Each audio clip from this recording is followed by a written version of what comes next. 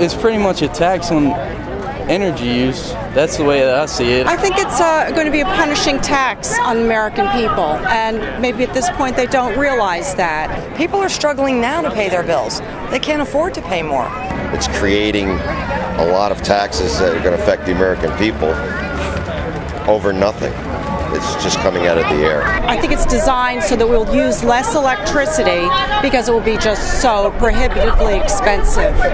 I think it will increase the prices on energy for those who can afford it least. Well, cap and trade is an unfair balance, a trade advantage for our competitors. I think that's a perfect way to run all the business that we have left in this country out of this country. We're not going to be able to afford the extra regulations, taxes put on our own business. India, China, or the Soviet Union, where they're going to produce more pollution and more byproducts than we would anyway. I mean, to start spending this money and to do things that actually hinder our economy at a time when we are really suffering is just insane.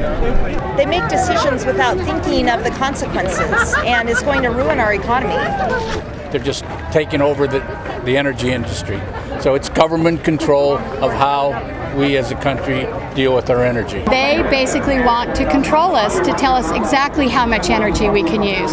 It's all about control. They want control of every aspect of our lives, and that's just one more way to do it. How many more liberties are we going to get taken away from us? You're going to tell me how much energy I can use in my house? If I can pay for it, why can't I use it?